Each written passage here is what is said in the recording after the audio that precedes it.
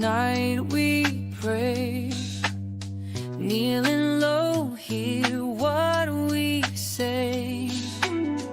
Freedom calls in every tone. Faith is built on hearts of stone.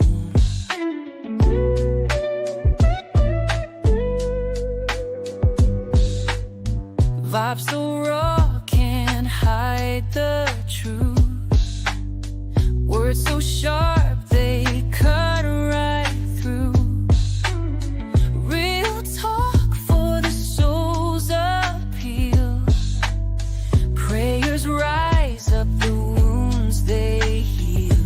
Lift our voices to the sky, a righteous perspective high.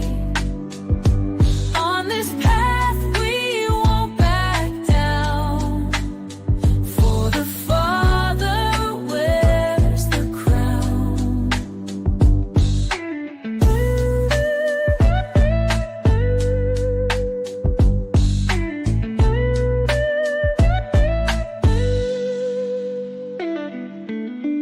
Each step brings another fight.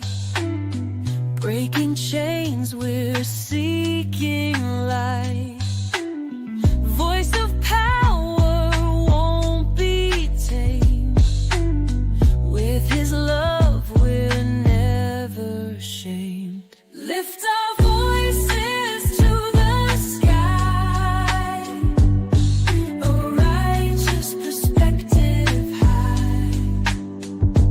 On this path we won't back down, for the Father wears the crown. From the ashes we shall rise. Hope is found deep in our eyes. Every word a battle cry. With the Father none deny.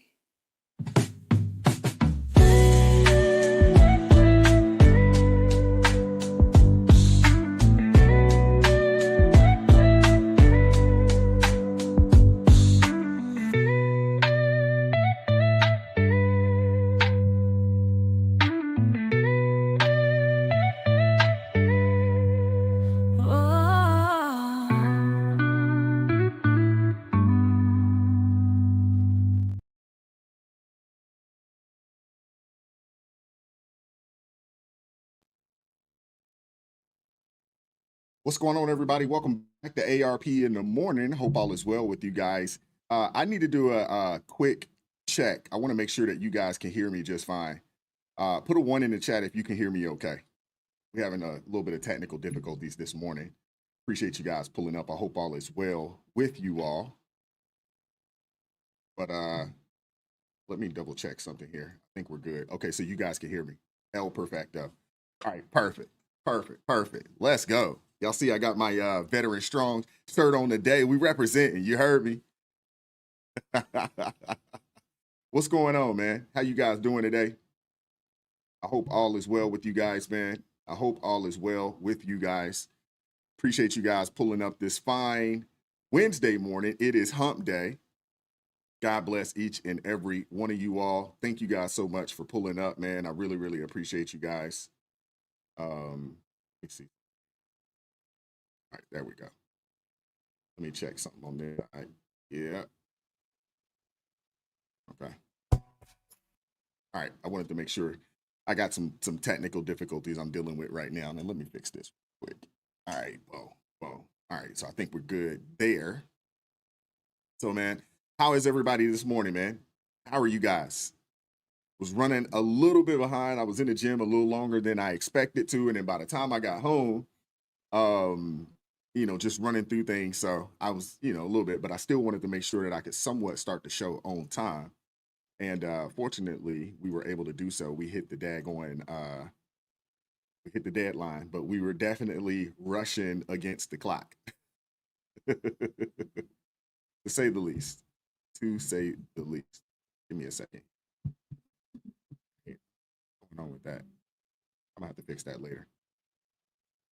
I'm gonna have to fix that one. Shout out to Malachi with the $50 super chat to get things kicked off, man. Appreciate you, brother. God bless you, man. Thank you very much. Says one still sitting in PG County. Weather is good. Yeah, it is. It's actually phenomenal out here. The fact that you're out there, I thought you guys normally drop and keep it pushing, keep it moving. You know. All right. Shout out to Liberty Christian Church of Faith. Says, wow, first time catching you live. Always enjoy you and your videos. Be blessed, man. Thank you very much. Appreciate that. Appreciate that a lot. I do appreciate that. Y'all got to bear with me for a second because I'm hearing something in my ear and I don't really know why. Hold on one second.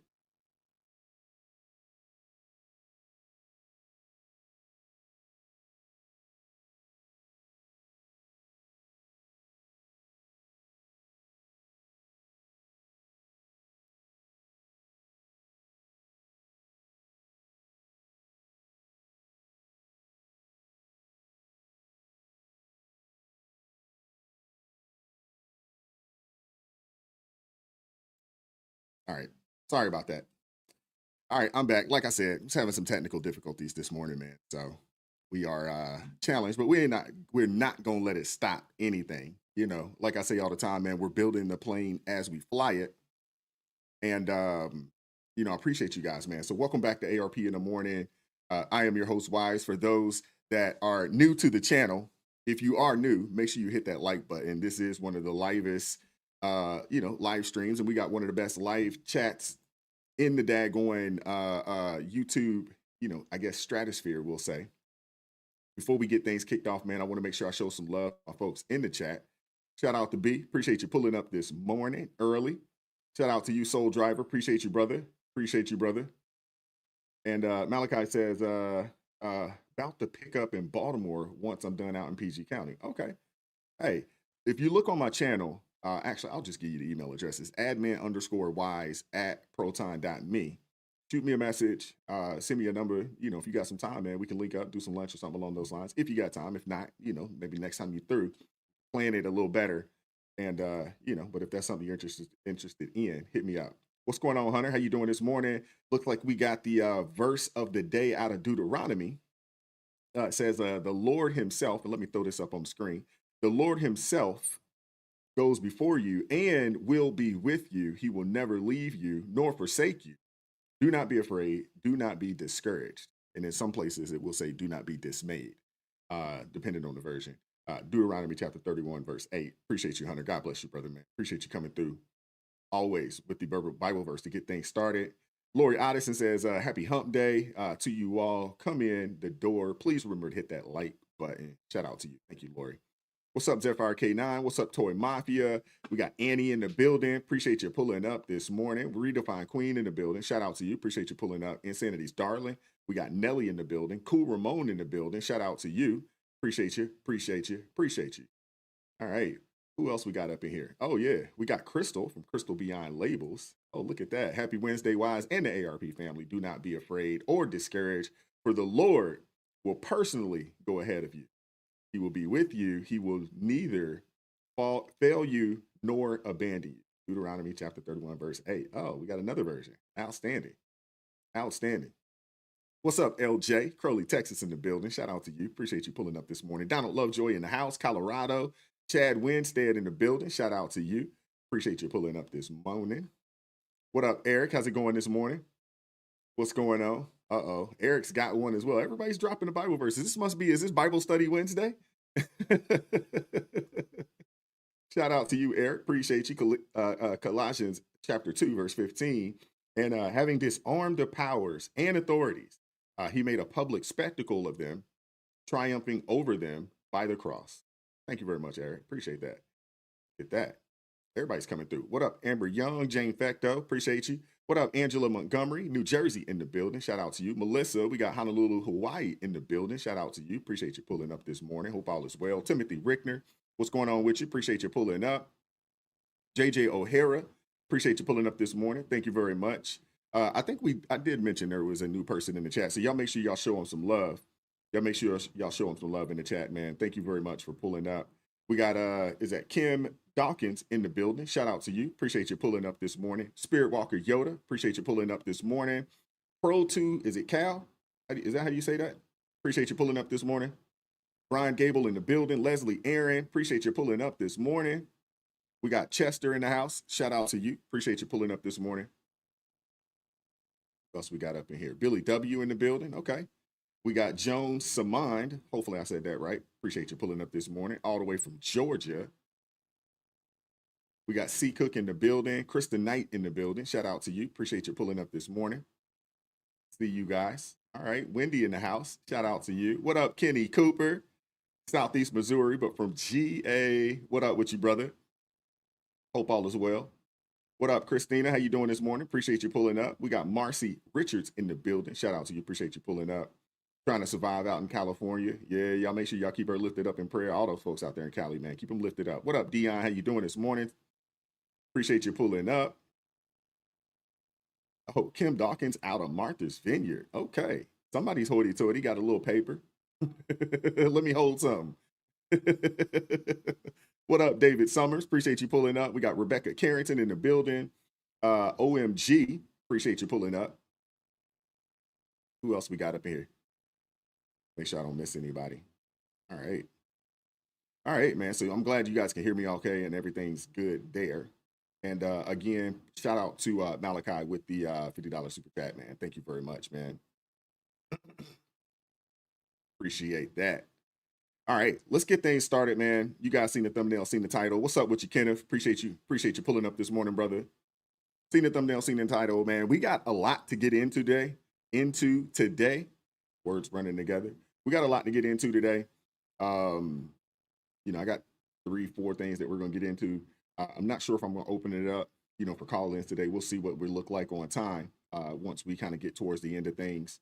We'll discuss and we'll see, what happens. What's up, Deborah Carver and Natural Beauty? Appreciate you pulling up this morning. What up, Dre?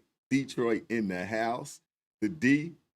What up, Annie Love? Appreciate y'all, man. Appreciate y'all pulling up this morning, man. Hit that like button for me if you have not done so already. Hit that like button if you have not done so already. I'm going to say it again like Umar. Hit that like button if you haven't done so already.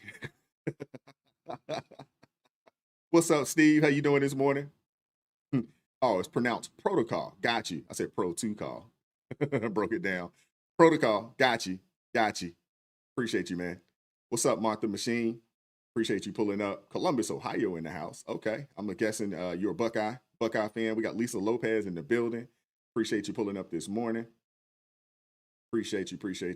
Thank you guys very much, man. Like I said, hit that like button for me if you haven't done so already. We got Tampa Flow Rider. Y'all make sure y'all show Tampa Flow Rider some love. We're not gonna hold it against him that he has that Raider emblem. We're not gonna hold that against him. But show him some love. Appreciate you pulling up this morning, man. Thank you very much. God bless you, brother. Y'all make sure y'all show him some love in the chat. Thank you very much. All right, we got Papa Died, South Carolina, repping Clemson. Appreciate you. Nashville, Tennessee, Loganville, Georgia. All right, now Fort Wayne, Indiana in the building. Okay. Jack said, Dr. Umar, boo. I'm there with you on that as well, but I do find it funny because he does say things like 3 times in a row. I think he says it because he's trying to put you in a trance, right? So if you start asking, hey, you repeat yourself 3-4 times, it gets stuck in folks' mental. I'm sure that's what it is. That's hilarious, though. That guy's a trip and a half. All right, we're going to get the show started. Hit that like button for me. Super chat, super thanks would be greatly appreciated. Y'all know on this side of things, we're fighting an uphill battle. Y'all know what it is on this side of things, but I do appreciate everybody that watches the channel, that watches the videos all the way through. Hit the like button. I say that all the time, and I have to kind of, I guess, remind people or let people know, hey, watch the video all the way through. That's how YouTube really boosts the content in the algorithm, is by folks not only watching it, hitting that like button, but also watching it all the way through. That helps us out a lot, and that helps to get the content to more and more people out there. So I appreciate you guys, man. I know football season right around the corner. We have college football happening this weekend. We got Jeffrey Wisnett with the $5 super chat says first college games of the season. You was reading my mind. Telepathy. This weekend, go Dogs. Yeah. College football starts this weekend. The pros start the following weekend. And this is my favorite time of the year. Favorite time of the year. I'm a big football fan. I don't really watch any other sports. And if the NFL keeps going down this road with these cheerleaders, man, we're going to have some problems. We're going to have some problems. But we're going to give them a little bit of grace right now. We're going to give them a little bit of grace. Hopefully they, turn the corner. But, I mean, the NFL, y'all making enough money. Y'all don't need all the money. You know what I'm saying? Y'all don't have to go down that road. People are going to watch it. It's the number one watch, pieces of content on all of TV. And it's not even close. It's not even close. Y'all don't have to do that. But let's get the show started, man. Like I said, super chat, super thanks be greatly appreciated. If you want to support the channel in another way, join the ARP family, gift the ARP family membership, or buy your brother a coffee. That link is in the description box below. Shout out to my guy, Eric Plummer, who supports the channel via CashApp. Thank you very much, man. I appreciate you. Appreciate you. Thank you very much. And let's get things kicked off, man. Fox News alert. Donald Trump just fired a governor on the Federal Reserve Board. She was a Biden appointee. Federal Reserve Governor Lisa Cook just got doged. Cook kept voting with too late Jerome to keep rates high, and there's also allegations of mortgage fraud. The president determined that he has the right to fire her with cause. Click here to subscribe to the Fox News YouTube page to catch our hottest interviews. All righty, so let's break this down real quick. Get into it. We're not going to spend too much time on this, but I want to break this down real fast. Because, this is, I guess, one of the most extraordinary stories unfolding right now, right? You got a lot of people up in arms about it. But for the first time ever in U.S. history, President Trump has moved to fire a sitting member of the Federal Reserve Board of Governors. This is the first ever. Governor Lisa Cook on the chopping block, but the accusations, for whatever reason, these people sure love some mortgage fraud, right? Trump claims that Cook committed mortgage fraud, alleging that she listed 2 different homes in different states, Michigan and Georgia, as her primary residence just weeks apart. And in a message on Truth Social, Trump fired her for cause. But under the Federal Reserve Act, a governor can only be removed for clear malfeasance or neglect, not a social media post, and not without due process. So Cook isn't backing down, obviously. She's promising a legal fight, arguing the president doesn't have the authority to fire her without legitimate cause. Legal experts, they warn that this battle will redefine presidential power over the Fed and potentially undermine decades of central bank independence. Now, what we know about the Fed, what they were created to do, I think they failed miserably, but we're not going to go down that rabbit hole because we could, and we'd be here all day talking about that, right? But this isn't just politics. It's really, potentially a seismic shift in how the U.S. handles monetary policy. So stay tuned. I mean, this is going to get very real, and it's going to get real very fast. It's a sticky situation, but I want to share this post with you guys from Truth Social. And let me fix that real quick. Sorry about that, guys.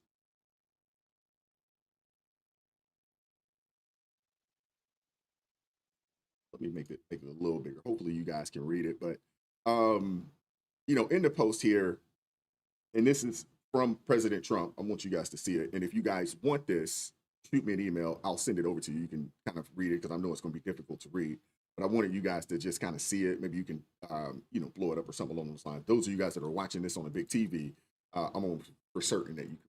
Because when I go back and I watch it, I can see all these things clear as day. But if you're watching on a phone, I know you're going to struggle to read this. But shoot me a message. I'd be more than happy to send it over to you if it is something that you are interested in. Shoot me a message, and I will send it over to you directly. But it says that her conduct negligent, gross negligence in financial transactions, calling her competence. you know, and calling into or looking at her competence and trustworthy into question as a regulator. I mean, if you're working at the Fed, you got to have your nose clean, especially when it comes to your finances. You can't work at the Fed and have bad credit, or you know, maybe potentially commit some form of fraud or something along those lines. You can't do it. You just can't. So with this transpiring the other day, this has the media all up in arms right now. They're saying that Trump is weaponizing the DOJ. You had, you know, guests on MSDNC. There was one that had the most melodramatic on-air meltdown that you'll see over the firing of Lisa Cook. You got to check this out, man. You got to check it out. You know, those folks over on MSDNC, they're wild, man. But, you know, we got to go check in on our friends over there, you know, on the left real quick and see how they're taking the news. It's interesting. It's interesting. Bear with me here as I pull this up.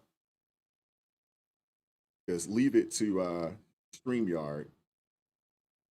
They're just not working with me this morning. Not really sure why, though. All right, there we go. You have somebody in the White House who himself convicted felon, 34 counts. No wonder the federal courts have shot him down 200 times for illegal actions. This is another one. And you know what? Remember, can I have that letter? Sure. This is Donald Trump's letter. Do you know what Lisa Cook should do? What Nancy Pelosi did. She should tear that letter. Now you'll need to tape it for the rest of the segment. I'm good. That letter is worthless. Hey, you know these folks are losing their minds over this. Hey, they don't like it when the rabbit has the gun. They do not like it when the rabbit has the gun. It's rules for thee, not for me, when it comes to these daggone Democrats, I tell you. We're going to get into some more reactions from the left, though, in a second. But I want to, you know, there's some pushback here because you got Democrats, you know, out there that say, you know, Trump has no authority to fire Lisa Cook, you know, no legal cause. And Cook says that she's ready to fight tooth and nail, you know, in court. And I can understand her saying that. I can understand her saying that. But why does it matter? Because it matters because Cook isn't just any Fed official.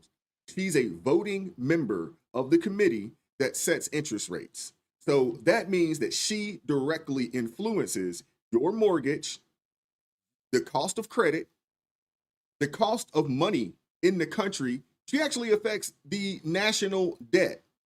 Now, we all know that the president wants lower rates. We all know this. He wants the rates cut yesterday. He does. He wants lower rates. And moving against Cook, it has lit a firestorm. In the media, they're already calling it attack on the Fed's independence, painting it as political, even discriminatory, since Cook is the first Black woman to serve on the Fed board. Y'all know that's where this was going. You knew it was coming. Y'all knew it was coming. He fired her because she's Black. Hey, you knew it was coming. You knew it was coming. But, you know, hey.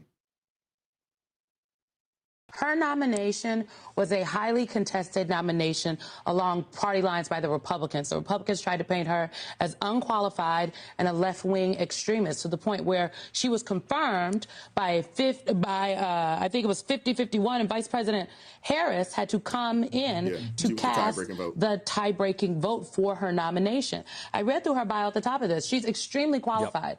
But the point here is based on You notice how they say that she's extremely qualified, but they never go down 2 or 3 bullet points of what makes her qualified? Y'all notice that? They never do that. Oh, extremely qualified. Why? I'm gonna have to get back to you on that. An allegation that the administration themselves don't even know to be true. Where's that part in the line here? We have sufficient. There's sufficient reason to believe you may have made the false statements. Sufficient reason to believe you may have. You hear that? You may have. And as a 14-year term, sufficient reason to believe you may have. You'd think someone would call someone's lawyer and someone would have this conversation with them. Correct. Right. Or you think it would have came up in her highly contested confirmation You hearing, would Norm. think. So I just think it is it is not lost on me that the person other than the chair that he's decided to target is the only black woman to be serving on the board. And the legal.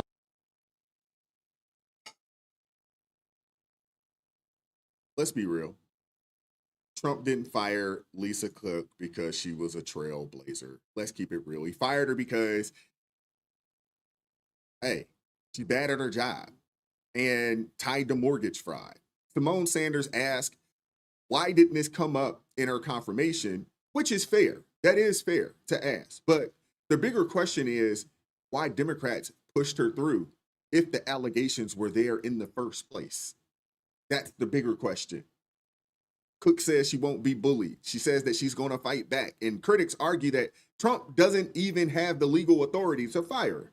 Supreme Court ruling reinforced that the Fed is supposed to be quasi-independent, meaning presidents can't just oust governors. But let's not pretend the Fed is apolitical. Let's not pretend that, right? Again, we're not going to go down the rabbit hole on the Fed. That could be a show in itself. But rate changes always seem to line up with election cycles. Have y'all noticed that? Independence? Come on now. That's more myth than reality. And if the fraud claims are true, filing 2 primary residents in different states, that is pretty serious. And in corporate America, you'd be suspended instantly over this. Yet when it's government, suddenly those folks are considered to be untouchable. And that double standard is glaring. And if she were a Republican appointee, the media would be all over this, demanding that she resigns immediately. But because she was a DEI hire from the Biden administration, again, it's rules for thee, not for me. So here's the bigger picture. Trump's forcing a showdown over whether Fed officials are truly beyond accountability. Legally, it'll play out in court, but politically, it asks a bigger question. Should the Federal Reserve, one of the most powerful institutions in our economy, should they be untouchable? I say no. But the bottom line is this. Trump fires Lisa Cook, she refuses to step down, and now we're headed for a legal battle, a political fight that could redefine the balance between the White House and the Fed. And maybe it was something that was past due, because there's been a lot of complaints about the Fed having entirely too much power over our money, over the interest rates, so forth and so on. But again, I don't want to go down that rabbit hole today because, man, we could be here for hours discussing that, right? We could. But we're going to move on. We're going to move on. Hit that like button if you haven't done so already. Let me know what your thoughts are on this. Let me know. The fact that she decided not to resign, but she's voting to make sure that your interest rates stay high. No one can refinance their home right now. Car interest rates are ridiculous right now, although I don't think people should be out here buying $100,000 cars. I think that is crazy. You got people out there with $1,500, $2,000 car notes, which is just wild to me. But you would have thought with the success and everything that has happened thus far, that rates would have been cut by at least 1, maybe 2 points at this point. But, you know, it is what it is. Hopefully that will happen here in the near future. And once that happens, you're going to see the economy really skyrocket. All right, we're at 214 likes. We have 287 people in the building, or 298 people in the building. Hey, hit that like button, man. That don't cost you anything. That's the only price to the that's the only cost of admission to the live stream. Hit that like button for me. But I want to move on. Next up, I want to talk about this, man. If you didn't think the Democratic Party could get any worse or go more off the deep end, well, think again, because the DNC is crazy. I am convinced that these people, I think the entire party. I know Tom McDonald just came out and said that, you know, with the new track that said that what is it, the devil's a Democrat or something like that. I'm right there with him on that, bro. I'm right there with him, man. I am convinced that these are some of the most satanic, some of the most demonic people out there. Seriously, I am convinced that that is the case. And Lori Otteson, remind me, B, if you could. I think B has the ability to do it. Can you make Lori Otteson? A moderator today? If you can do it. If you can't do it, let me know. I'll make it happen once I get up off of here. But make Lori Otteson a mod today if you could. Thank you, Lori, for all that you do. Appreciate you. But the DNC, if you guys hadn't heard, the DNC, they kicked off their summer meeting this week. And of course, these people are crazy, man. Of course, with a land acknowledgement from Lindy, is it Sowick? Hopefully I'm pronouncing the name properly, or Somick. Somick is a Minnesota Democrat and a self-described indigenous queer woman. I'm telling you, you can't make this stuff up, man. Who she used her time to declare that the Dakota people were the original stewards of the land and waters of Minneapolis. I want you guys to hear this, but before we do that, I got a couple super chats I want to read real quick. Oh, I got that. All right. Shout out to LJ with the $5 super chat. Says CB4, I'm black. I'm blackity black because I'm black. Golly, LJ. See, come on, man.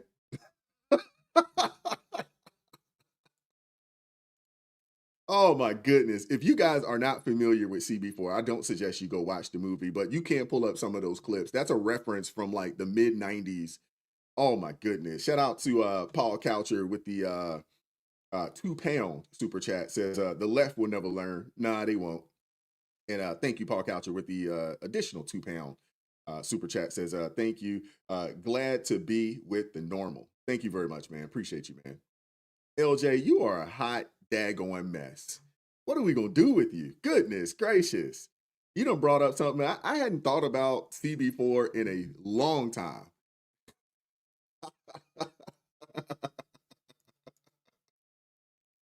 Oh my goodness. Goodness gracious. Hey, I'm gonna say, hey, if you know, you know. You know. If you know, you know. Somek, who is from the Saginaw Ojibwe Nation, and she's going to deliver our land acknowledgement today. Lindy.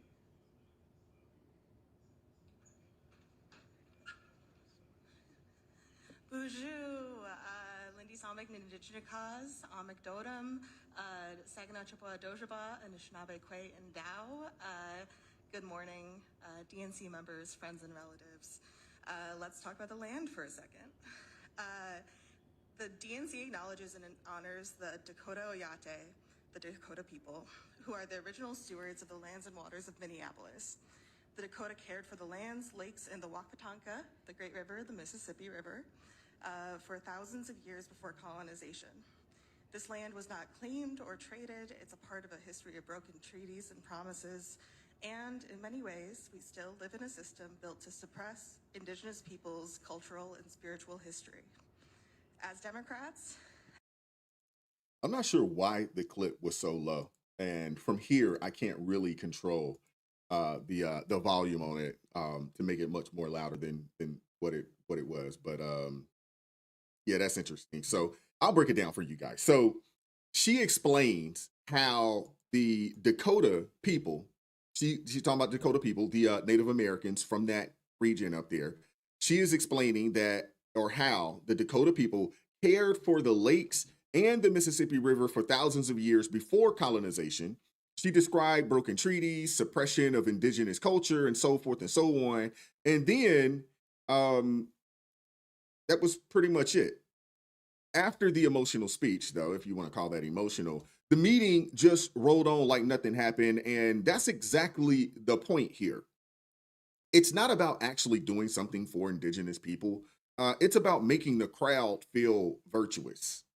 Everybody's virtue signaling over there on the left.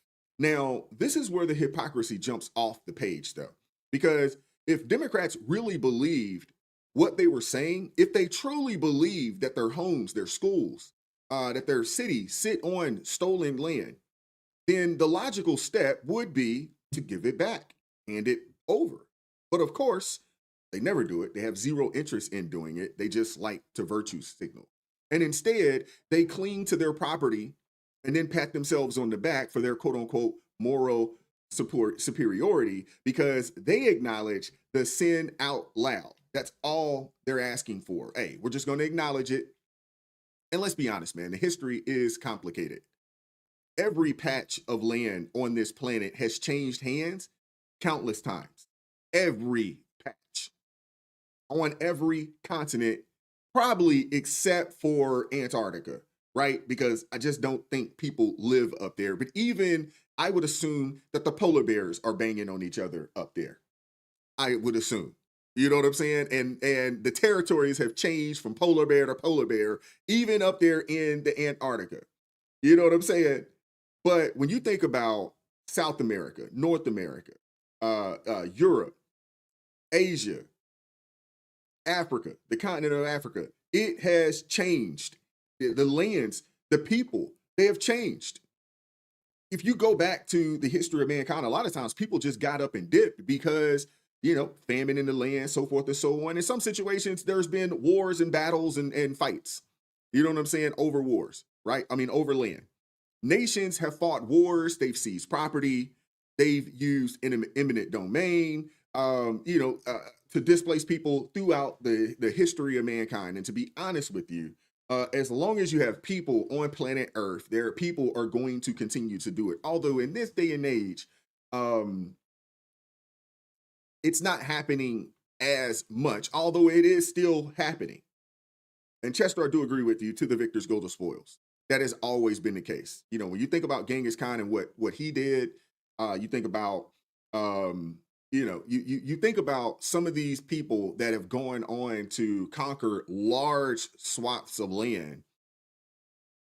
That's human beings, unfortunately. That's who we are as people.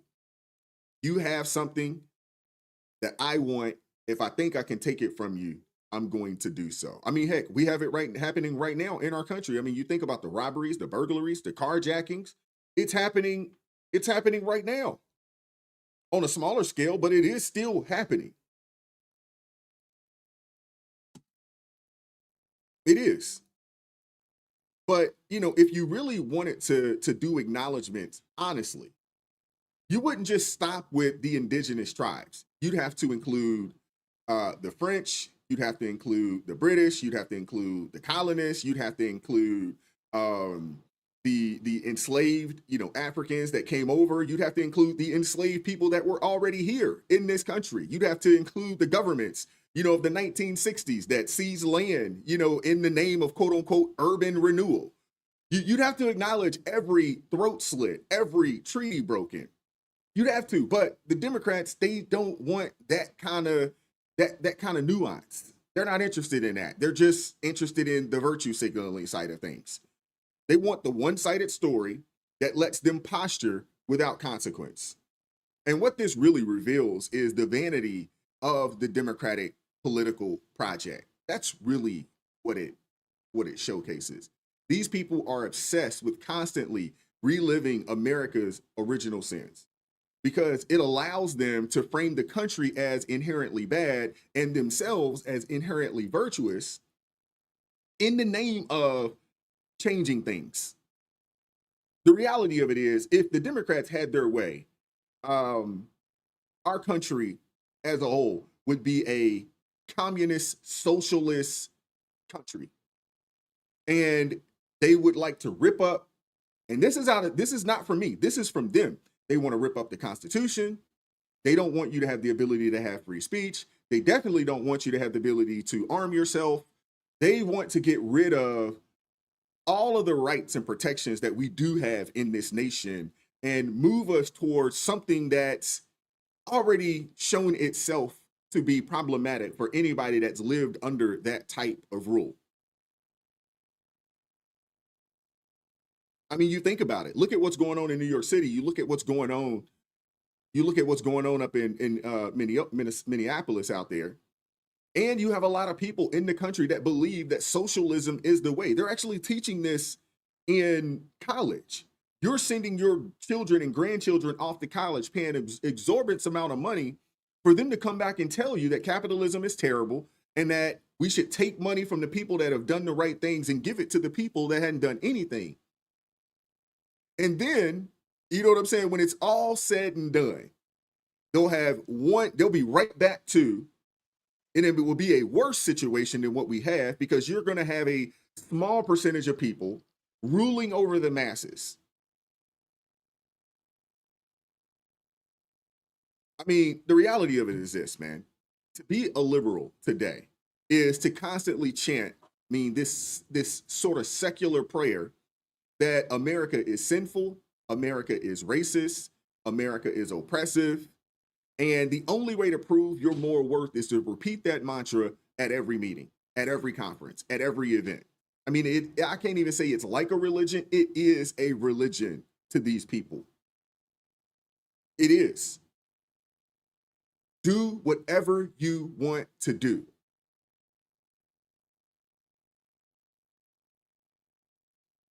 It's a destructive religion.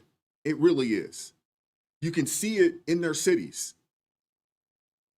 I mean, we're going to talk about this on Friday, but think about the death, the destruction, the amount of disease that we find out is happening in these cities. When it comes to these liberals, the goal isn't reconciliation or problem solving. It's not. It's not. That's not who they are. That's not what they're looking. It's more self flagellation. And when you think about the effect, instead of addressing real issues like crime, inflation, education, jobs, revamping the child support system, revamping the family court system, so a man can feel comfortable choosing a woman and getting married, and they don't have to have it in the back of their minds that if she decides to leave or things go left, she just takes everything and destroys that man. Or, you're out here, just having kids willy-nilly by any and everybody, you know what I'm saying? And you don't have to pay the consequences for your poor choices and decisions. These people aren't interested in actually solving problems. They're not interested in solutions. They actually breed off of the chaos. They need it. They need it. These are the same people that will tell you that, hey, we love Black lives. But on the flip side of that, they've gone to every college campus. They've gone to every high school. They've placed facilities all in these communities, telling women that it's okay for you to terminate your pregnancy. If they actually really cared about the people, if they cared about Black people, we've been 13% of the population for a long time. There's been no growth.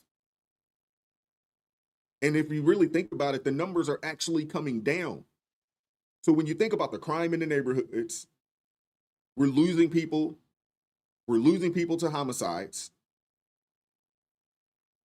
Folks aren't getting married. And then we lead in the pregnancy terminations. And the Democrat Party actually pushes this. We just had a presidential candidate. That was her entire platform. Was to get you to continue to terminate your pregnancies, to continue to shut off and cut off your legacy. People talk about money and they talk about generational wealth and all this other types of things, man. Hey, the true generational wealth is your family, your health, your legacy are your children, your grandchildren, your great-grandchildren.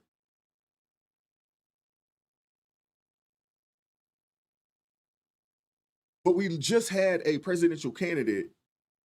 We just had one. Her entire platform was that.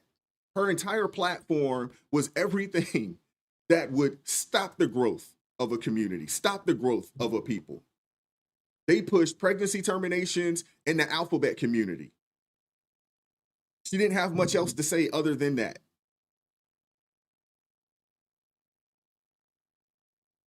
I mean, come on, man. They never want to address the real issues.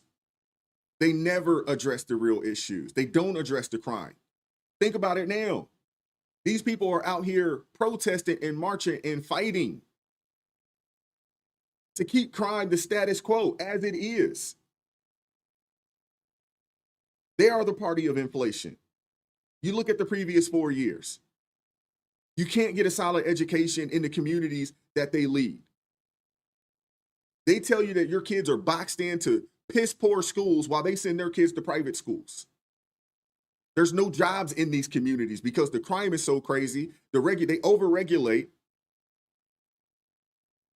Crime is so crazy. They overregulate and they overtax. They make it to where businesses can't even do business in their places, in the places where they rule. The only thing you're going to get from a liberal, the only thing you're going to get from the Democrat Party is performance or performative politics. That's it. It's all smoke and mirrors. It's a bunch of theatrics. That's it. All you get is empty rituals. You get this bizarre obsession with symbolism over substance. But here's the twist. Amid all of the virtue signaling, it seems that more Democrats are finally starting to wake up to the fact that their party is way out of touch with their average American. There's people that are starting to wake up. There are people, they're not moving to the Republican side of things, but I've heard more people say, man, I'm done with the Democrats. I'm going independent. Now, we'll see what happens when they vote. We'll see what happens when they vote because they'll go independent and still vote for the Democrats. You're still a Democrat. But there are a lot of people out there that believe that the Democrat Party is so out of touch, insane, and just entirely too radical for them. Now, there was a new memo from the center-left think tank. Third Way identifies 45 words and phrases Democrats should cut from their vocabulary, alleging that these terms turn voters off. I don't know if you guys have heard this, but these people are crazy. There are a couple super chats I want to read real quick. Shout out to Paul Coucher with the £2 super chat says, looking forward to your 500,000 subs. Praise the Lord. From your mouth to God's ears. It's going to happen, though. I've already claimed it. It's already happening. It just hadn't 100% manifested itself, but it's already here. Shout out to Crystal Beyond Labels with the $5 super chat. Said, didn't the Democrat Party say we are not going back? Why do they live in the past then? They need to come to the present and look to the future. I agree with you 1,000% on that. 1,000%. And shout out to my guy Jeff over at It's Not Your Fault. He says, not only with the $11 super chat, thank you very much, brother. Not only did Margaret Sanger get her wish, goodness gracious, I'm assuming that's a got.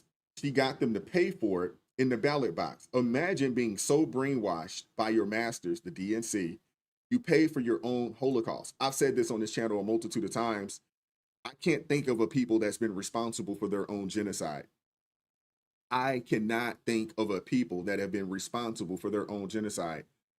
I ask you guys in the question, put a number in the chat for me. You know, if you heard a number of people that were killed in a skirmish, in a conflict, how many people need to die for you to consider that a genocide? Put a number in the chat for me. How many people? Is it 100,000?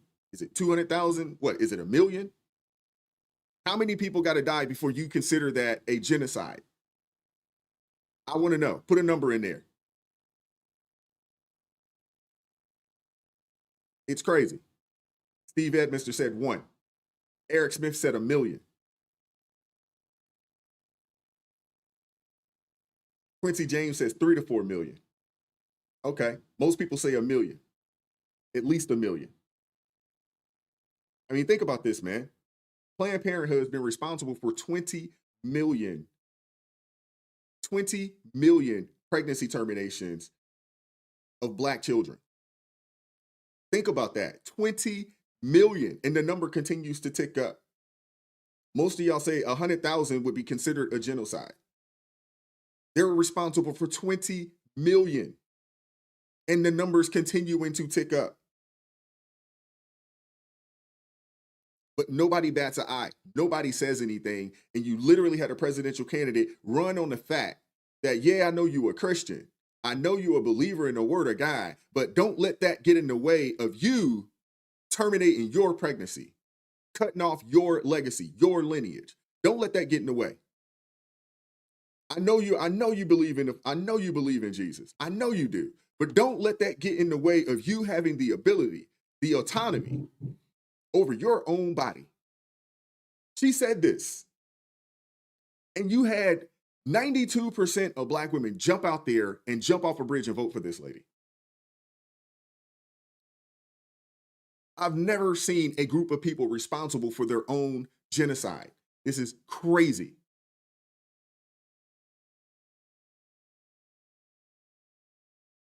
And you think about that. That's 20 million over a span of, I don't know, what, 40 years? That's 20 million over a span of, 30, 40 years, we'll say.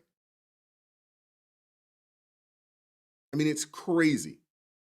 And you still have people advocating for this. You still have Black people advocating for this to be a thing.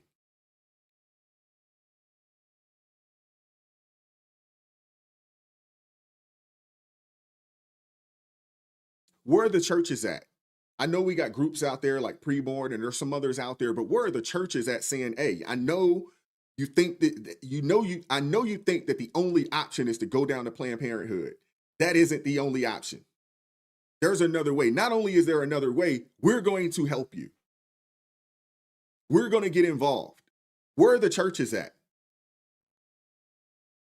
Where are the pastors, bishops, apostles, all these people that rake in millions of dollars on a week-to-week basis? They could support these people. Where are they at?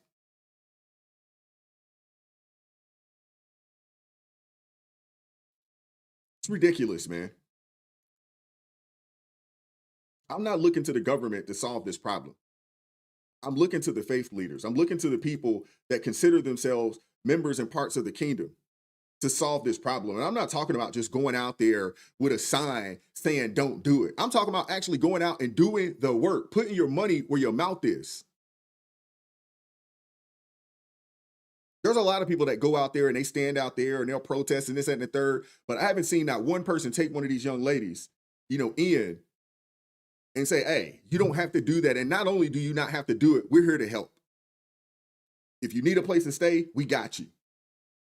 You need help, you know what I'm saying, with nutrition, we got you.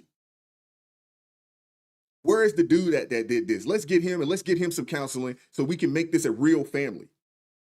Everybody looks to the government to solve this problem and to save folks. But nah, we need to be looking at the churches. We need to be looking at the quote unquote religious leaders out here that rake in millions of dollars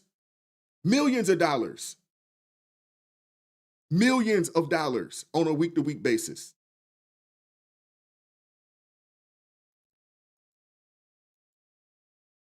We got to call these people out.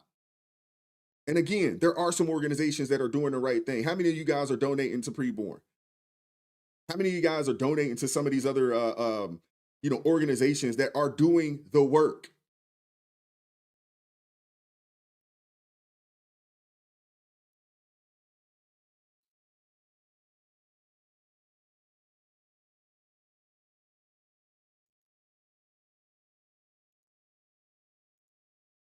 Speaking of issues for Democrats, apparently there are some words, Reagan, you cannot say if you are a Democrat. And according to a new memo obtained by Politico, there's a list of 45 words. Some of them include privilege, triggering, body shaming, birthing person, LGBTQIA+, allyship, just to name a few. The article says these phrases most people don't use. And of course, I think everyone on this panel knows that nobody actually talks like this.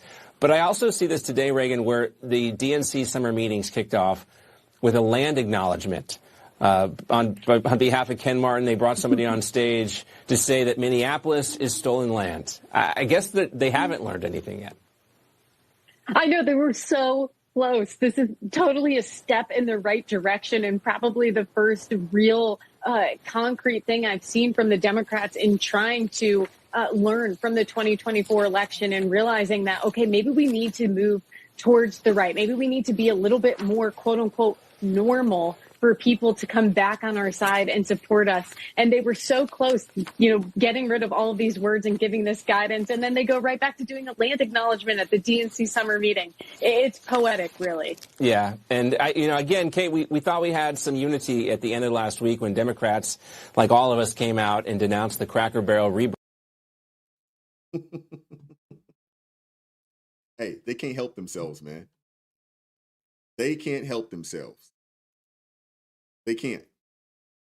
Every time they get close to getting back to some semblance of normalcy, they can't help themselves, man. It all comes crashing down. And she's right, man. It's poetic. It really is. But I'm curious, what are the words? What are the words? And why are Democrats now being told to steer clear of the words? Well, according to Politico, and I want to pull this article up for you guys, and any of you all that want the article, shoot me a message. I send it over to you. I'll be glad to do so. But according to Politico, they say that there is a memo that identifies 45 words and phrases for Democrats to avoid, alleging that the terms turn voters off. They span 6 categories, and yeah, this is a trip, man. If you guys want this article, man, I will send it over to you. I will gladly send it over to you. Shoot me an email. I'll send it over to you. These people are crazy, man. They really are. They are crazy, man. They are wild, to say the least. They love it, man. These Democrats, man, they love opening meetings with land acknowledgments, and like the one speaker who said, the Dakota cared for the lakes and Mississippi for thousands of years. She talked about broken treaties and cultural suppression and all this other kind of good stuff. And hey, it is what it is. It is what it is. It's a trip, man. It really is. But yeah, these people are something else, to say the least. They are. But if you guys want that article, shoot me a message. I'll send it over to you. Check that out. Wait. Bear with me. All right, so I want to move on. I was going to cover this yesterday and then kind of decided not to, but there was some new discovery, some new information that came out, more or less. Not instead of new discoveries, but some new information came out, about this particular situation here. Work with. There we go. All right, so I want to talk about, the ex-UFC champ, Rampage Jackson, Quentin Rampage Jackson, his son, Raja, I'm sure everybody knows. He decided to turn a scripted wrestling spot into a full-on MMA beatdown. Footage from the show, from that event, man, it just shows Raja sliding into the ring and pummeling Thicko Stu, also known as Stuart Smith. Even when Smith was motionless, this dude just kept going. Kept going. I'm not sure if you guys got a chance to see the clip, but let's check the clip out.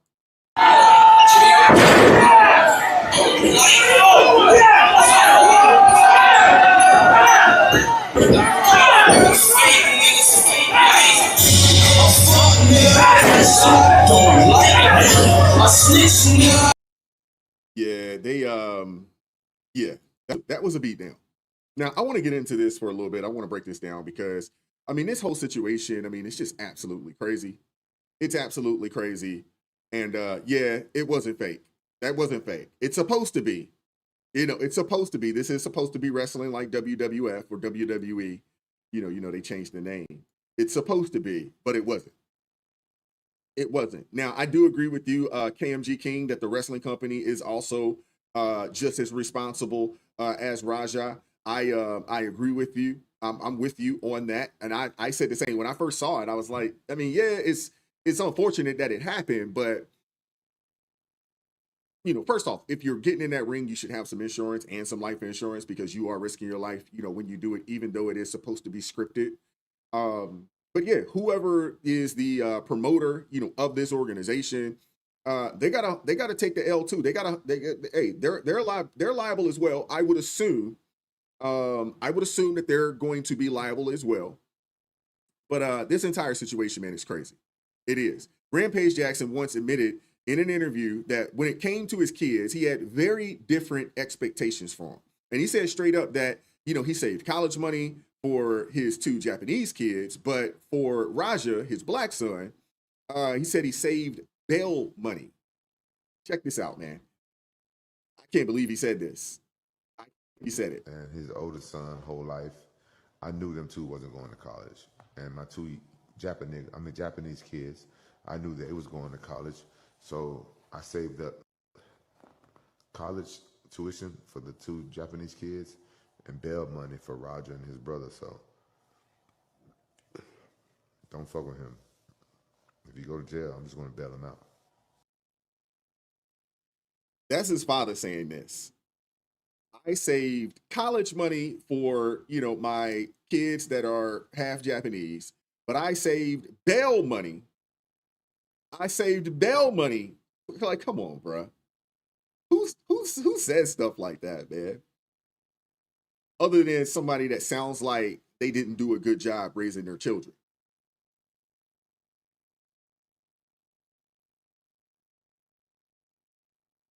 Yeah, that's something else, man. That is something else, man. Sad. Hey, and the sad part about it is, you know, it's almost like, you know, hey, we talk about this all the time, man. There's life and death in the power of the tongue. There's life and death in the power of the tongue, right? So it sounds like he spoke it into existence. You know, see, a lot of y'all think that you can only speak good things into existence. Nah, the devil is a lie. You can speak whatever you want into existence, good and bad. It says that there is life and death in the power of the tongue. Life and death. He spoke it. And it looks like the mindset came true because one of his sons recently got himself into serious trouble at a pro wrestling event.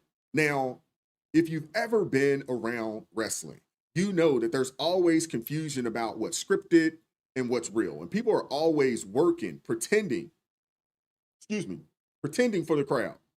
And in this case, apparently, someone hit him and then immediately apologized, saying that, hey, man, I didn't know. You know, and I thought we were working. My bad. I want you guys to see the clip. You know, I'm guessing, you know, he thought that this was like some form of promo or something along those lines. I don't know. You know, I'm not really sure exactly how this whole thing's work because I don't watch wrestling like that. You kill me!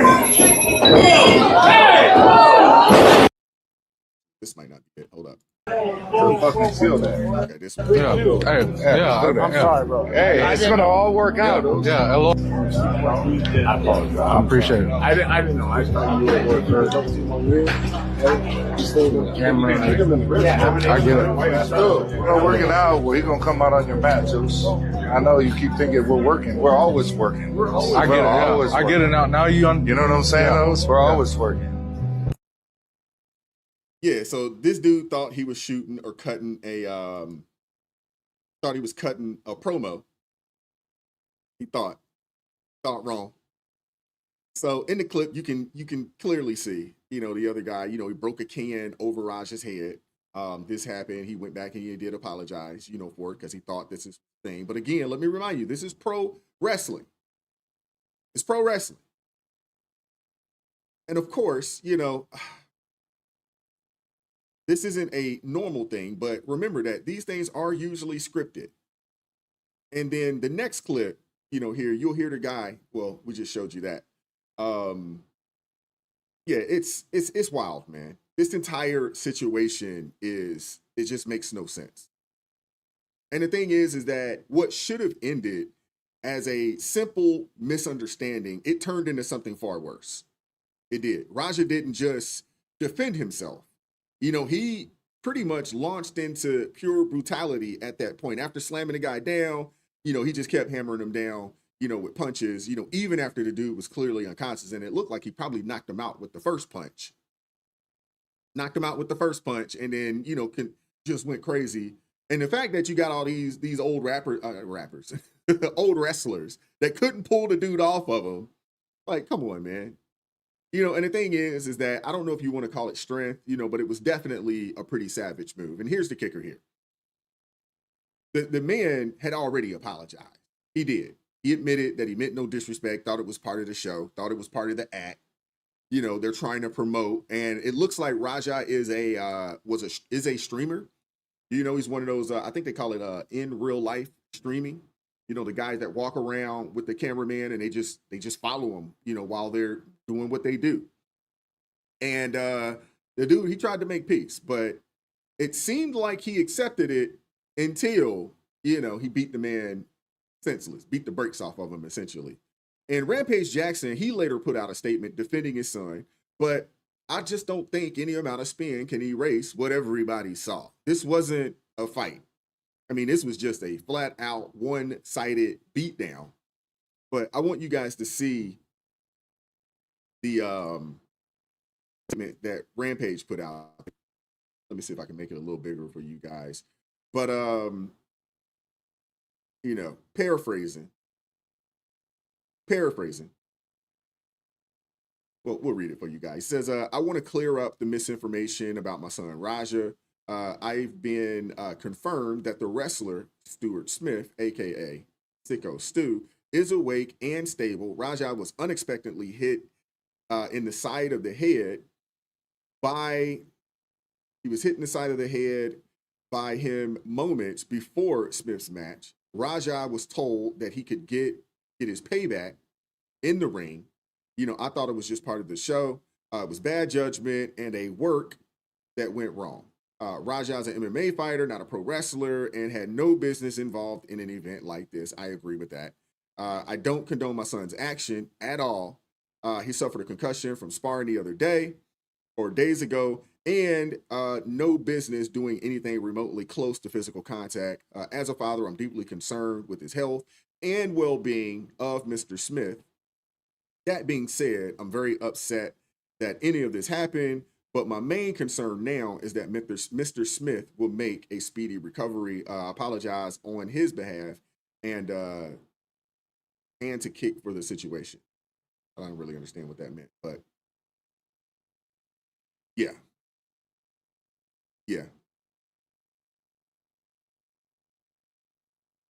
So you heard that. Again, I'm no pro wrestling expert, but yeah, you could tell that probably wasn't a part of the show. The slam, maybe you're like, okay, the slam, okay, good. And then from there, he went to mountain mode like he was in an MMA fight. And that's where things went crazy. I think he got in there with the slam, not a big deal.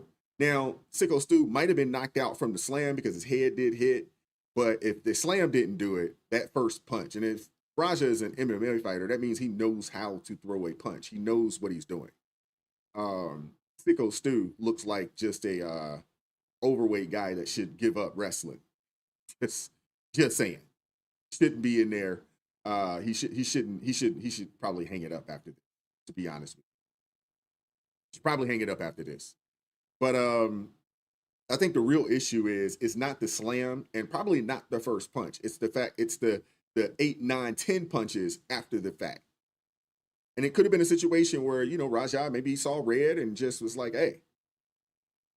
But Rampage, he did, call his son's actions bad judgment, and a work that went wrong. And he was saying that Raja's an MMA fighter, not a pro wrestler, and had no business being involved in an event like that. I agree with him, especially after you just had a concussion. Like, if you just had a concussion a couple of days ago, why would you get in there? Because, yeah, it's scripted and it's supposed to be scripted, but these guys still take, some fairly real hits. But he goes on to say that he doesn't condone his son's actions, but he suffered a concussion, you know, and hey, he shouldn't have been up in there. And I'm there with him. I'm there with him. You know, so, but hey, some people will say the apology, you know, was half, but hey, it is what it is, right? It is what it is. You know, if you've ever had a concussion before, I can sympathize with those people. I played football. I've had my bell rung. That's what they called it back in the day. They didn't call it a concussion. They called it getting your bell rung. And then, you know, hey, you're right back in the game shortly after. That's just what it was. We're different back then. We're built different back in the day, right? Built different back in the day. But having that concussion doesn't equal to almost beating the man to death. It just doesn't. Think about it, man. You know, this dude was still unconscious, you know, after the attack. And I think he is up now, which is good. But yeah, this situation, you know, hey man, it is what it is. But check this clip out right here. When we're in the ring and I'm breaking it up and he shoots a fucking double leg on me, by the way, work a better fucking double leg, you fucking prick. And then I'm telling you to fucking calm down. I'm not even fucking fighting. I'm not even being fucking hostile. Then you're trying to fucking work and get lower, do this, change positions, and I'm over here having to swim with you, all this other shit. And then you fucking punch me in the fucking eye after we're breaking it up, you fucking loser. That's why you got fucking headbutt, and that's why I fucking punch you, and you're fucking lucky I was tired from the match before this. What kind of fucking person are you? You fucking low-life fucking clown. You. Okay, I'm glad they had that bleep. I mean, but hey, the entire situation, man, it's unfortunate. It's disgusting. You know, the man was out cold, completely unable to defend himself at that point. If this was an MMA fight, you know, the ref would have jumped in there and got in the midst of it, right? If this was an actual fight, obviously there's no refs there to really stop anything. And Crystal, you're absolutely right, man. We're definitely we were built for it tough for sure back in the day. We were definitely a little different. But hey, there was a lot of folks that did jump in there to try to restrain him. They didn't really do a good job in doing so. But you know, who knows, man? Who knows what would have happened? Who knows what would have happened? But the reality of it is, man, instead of showing remorse, Rampage son, he just doubled down on it. Kept trying to justify his actions. And that's the part that really gets me, is that he couldn't even admit that he was wrong, that he may have went too far. Dude, he could have killed the guy, man. He could have. And he could be looking at some much different charges. Seriously. He could be looking at something way different. You know, and the crazy thing is that the man that intervened, he insisted that, hey, you know, hey, would have been the case had he not rushed in the ring when he did. There's a lot of people that believe that, yeah, it would have been so much worse. So much worse had he not jumped in there. But hey, this is classic bully type behavior. And honestly, man, I mean, it just ties back to what I was saying earlier. You know, it's a generation of young people out there who's never been held accountable. That's a lot of the problem that we have going on right now in our nation, is that we have entirely too many young people out there of all races. I'm not going to pin this on just black people, young black folks. You got entirely too many young people out there that they just never been held accountable for their actions. And the reality of it is that if you don't learn consequences as a kid, you grow into an adult with no impulse control. And that's a lot of the problems that we have in our nation right now. They've tried to handcuff parents from, you know, really disciplining their kids strongly. And the thing is that, you know, my grandfather used to say all the time, man, a hard head will make a soft behind. He actually, you know, used some choice language, you know, not behind. But you have a lot of these kids, man, that they're not growing up with that. They don't have granddads and uncles and fathers, you know what I'm saying, to hold them tight, to keep the reins on them. They don't. You know, and Raja, he needed to know that, hey, man, you can't just, beat down a defenseless man. You can't just beat down a defenseless man and walk away like nothing happened, man. And hey, judging by Rampage's, lukewarm response, maybe he never got that lesson. And now, instead of owning up, you got Raja, he went live with his father and blamed the cameraman. You can't make this stuff up, man. You can't make this stuff up. Eric Smith says, I agree. I'm convinced the timeout stuff actually is, I'm not convinced. I'm sorry. I'm not convinced the timeout stuff actually is meaningful. Heck, they don't even want to put kids in timeout anymore. You know what I'm saying? They're not even doing that. Timeout? Nah, they're not putting them in timeout. They're having, hey, I'm going to give you a stern talking to. See, back in the day, the stern talking to that you received was also while your parents had a belt coming across your behind. They're talking to you while that belt coming across your behind. That was the stern talking to, not this foolishness that you hear today. I gave him a stern talking to. Huh? You didn't whoop his tail? Nah, I just gave him a stern talking to. And you ruined it. It wasn't my fucking fault. Sorry about the language. Well, The goddamn cameraman's fault. I know he's watching this shit. If you watching this shit, nigga, how could you? How fucking could you? That's what I expected, though. It's all good. We gonna fucking figure this shit out. then you. Things people do. Not his fault, guys. Sorry about the language. Not his fault. It's the cameraman's fault, man. It wasn't me. And this is the problem, man. Everything's always someone else's dang fault. Never your own. Hey, I'm broke. Not because, I took out $300,000 in student loan for a gender study degree. It's the government's fault. I'm broke. Hey, I'm broke. Not because I bought the, $50,000 Toyota RAV4 that I just had to have, and I'm paying $800 a month, but I only make $40,000 a year. I'm broke. It's not my fault. It's the car dealership's fault for giving me the loan. You know what I'm saying? Like, no one wants to take accountability for anything today. You know what I'm saying? It's not my fault. I'm broke as all get out. I can't pay my bills. I bought this house.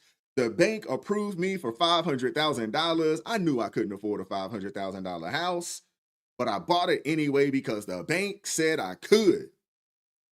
I'm broke. It's not my fault. It's the mortgage company's fault because they gave me the loan. They told me that I could have it. Like, come on, man. This is where we are today. This is where we are today. It's always someone else's fault. Everybody's a victim. I can't make any money. You know what I'm saying? I can't get any money. Nobody will hire me for one of the good jobs. I know I skipped every day of high school. I know that. I know I chose the block over getting an education. I know I chose video games over reading. I know. But I deserve $200,000 a year. I know I didn't graduate high school. But I'm working at Burger King, but Burger King should be paying me $50 an hour because that's what it costs to live. It's always someone else's fault. It's never your own. It's just complete ignorance, man. And it's why accountability matters so much, man. We've got to teach kids early that actions have consequences. You have free will. You get to make your own decisions about your life. Don't get to choose the consequences, though. You can do whatever you want to do. You can. You can do whatever you want to do. But you don't get to choose the consequences. You don't.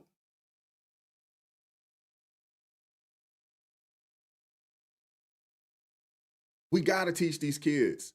We got to teach them early. that their actions have consequences. And it's not just to protect them. It's not just to protect them, but to protect others. Because without accountability, you're raising a generation. A generation has been raised that thinks that they can just do whatever they want and they don't have to suffer the consequences. They can do whatever they want. And here's the bigger issue, man. It's the culture that we're feeding them. Too often, violence, it gets glorified. It's in music, it's in the movies. You know what I'm saying? The media, you know, has just sold it as an identity, as if being hood is the only way to be real. That's not culture. That's conditioning. When violence is packaged as cool, don't be surprised when it shows up in your streets, your schools, your communities. Don't be surprised. This young man, Raja, his actions, hey, it didn't happen in a vacuum. They're a part of a larger cycle of a larger cycle where bad messages get normalized. And then we're left with crime, chaos, and broken lives. And it's time, and I won't even say it's time. It's past time that we wake up and reject that narrative because it doesn't define us. And it never should have. It never should have. Before I move on to the next story, man, I appreciate you guys hanging out with me this morning. I know I went off on a tangent for a second. I apologize. Shout out to my guy Jeff with the $11 super chat. He says, imagine the Jews paying a cover charge upon entering the gas chambers. That's today's Black culture. Unfortunately, not all, but yeah, it is happening. Shout out to Laura Robinson with the $10 super chat. Says, I volunteer at a Christian Pregnancy Center here in Houston, and half of those women have never heard the gospel. It starts at home. You're absolutely right. And honestly, I'm going to challenge you and say, nah, it starts with you. Again, Crystal said this the other day. You know, we are supposed to be the light of the earth. I'm sorry. We are supposed to be the light and the salt of the earth. It's your job to disciple. There are plenty of people that have never heard the gospel. It's your job. You get a chance to speak to them. You get a chance to. It's your job to do so. Everybody wants to put something else, wants to put things off on others. Nah, it's you, your job. Now, I do agree with you. It starts at home, but what happens to the people that come from ungodly households? Are they not supposed to receive it? Are they not supposed to give the information? Jeff with the $11 super chat says the Catholic Church has led the charge on anti-pregnancy termination mantra for decades. Just saying. Kind of, sort of. Because you got some of those on that side of things, and I'm not gonna push back too much, but yeah, I'm not gonna push back on you too much. Shout out to Rob with the $2 super chat. Says we didn't get time out, we got knocked out. Absolutely, and it happened early. It happened early enough that, honestly, if you can nip it early, you don't even have to go there. The thing is that you allow something to fester. You thinking it's cute. You're letting things go. And then all of a sudden they're 13, 14 years old. And at that point, you're like, okay, now I got to knock you out. But if you would have nipped it in the bud when they were 1, 2, 3 years old, you wouldn't even have to go hard on them like that. You know, it's called parenting, man. Shout out to Crystal with the $5 super chat. Says the lack of accountability stated in the Garden of Eden when Adam said that it is the woman that you gave me that caused me the sin. Yeah. Hey, I blame a lot of the issues that we have in America. I blame a lot of the issues that we have in Black communities on men. There are too many men that have left their post. Too many. So I'm with you on that one, Crystal. Entirely too many men. I do agree with you, Leslie.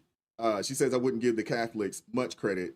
Too many pregnant nuns in their history. I don't know much about pregnant nuns, but yeah, I wouldn't necessarily go there. You know, I wouldn't necessarily go there. But hey, entirely too many men have left their post. Entirely too many men. Now, some of it has been government assisted because they fostered their behavior.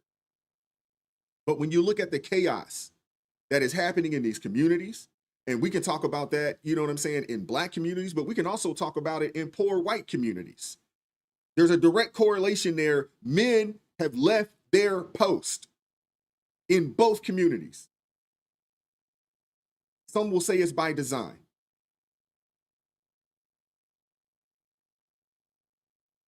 But it's got to change. It's got to change. If things are going to improve, if the communities are going to improve, it's not going to improve. And I don't say this to denigrate the women, but it's not going to improve on the backs of women. It's just not. It's going to improve on men, on the backs of men. Men have to stand up and take their rightful place of leadership. And I'm not just talking about because you're a man that makes you a leader. No, because we lead by serving. But we need men to take back their rightful position. Take it. There's been too many men out here that have kowtowed and bowed down to this woke society. And it's been a net negative in our country. It's been a net negative in our country. It's gotten so out of whack that when some women see a man standing in his masculinity, being strong, being a leader, standing on his square, they call it toxic because they're not used to it.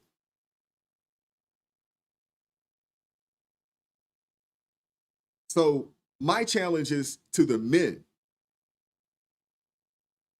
And before you jump out there, trying to lead the community, trying to go out there and talk to these young people, get your own household in order first. Get your own household in order first. How are you going to jump out there and be a leader in the community and you're not a leader in your house? Your kids out here running crazy. You've been shacking up with this lady for 15 or 20 years. Marry that woman. Too many people have decided that, hey, I don't want that pressure. I don't want the responsibility. But you want to jump out here and be a leader in the community. Nah.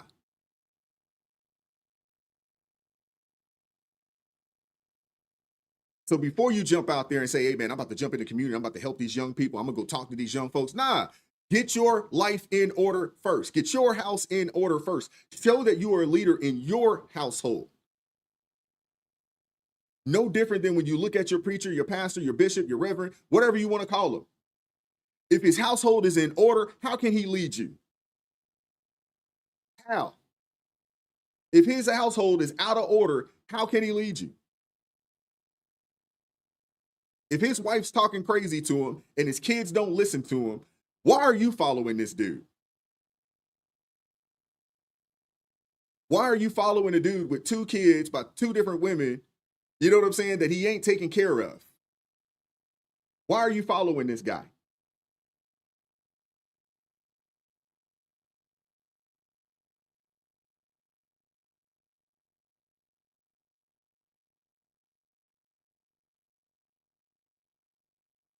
Some things got to change, man. Now, I do agree with you, Star. That has to change as well. I talked about that yesterday in the video I put out yesterday. There needs to be some changes in the laws when it comes to marriage, when it comes to the family court system. There's got to be some changes. There's got to be some changes to this child support situation. There's got to be some changes to the family court and to the divorce courts. There's got to be some changes.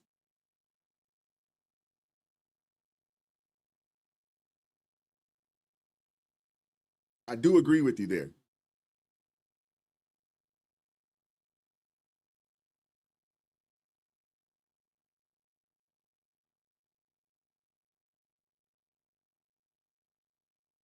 But there are entirely too many men out there that are not standing on business. They're not the leaders in their homes. They're looking for a chick to take care of them.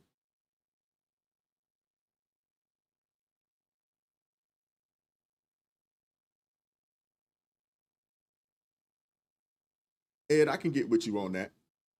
You could always create, you could always create a trust and so forth and so on that can't be taken. There are some ways to go about doing it and protecting yourself when it comes to that. But some things do need to change. I'm going to leave it at that.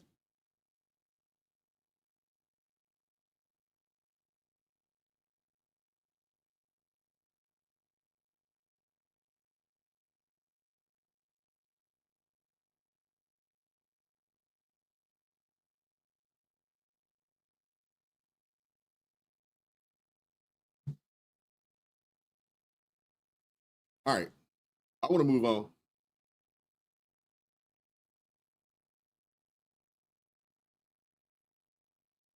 on. I don't know if you guys had a chance to see this on TikTok. I don't know. Maybe some of you guys aren't even on TikTok like that. I'm not really on TikTok like that. But there is a woman. Her name is Nikia Hamilton, who was single-handedly running a Burger King by herself like a boss. I'm talking about this woman was juggling orders, she flipping burgers, and cleaning up, all while the world watches just in awe. Like, what in the heck is going on? Seriously. I don't know if you guys had a chance to see this, but I want to pull this up, man, because, I mean, you want to talk about somebody dedicated to their craft? I got here, man. Dedicated. A single mom was filmed working 12-hour shift completely alone at a Burger King and gained viral attention.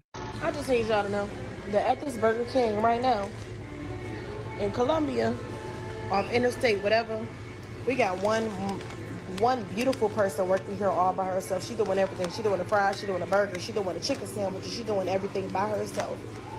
Because nobody want to work no more, y'all. Nobody want to work no more.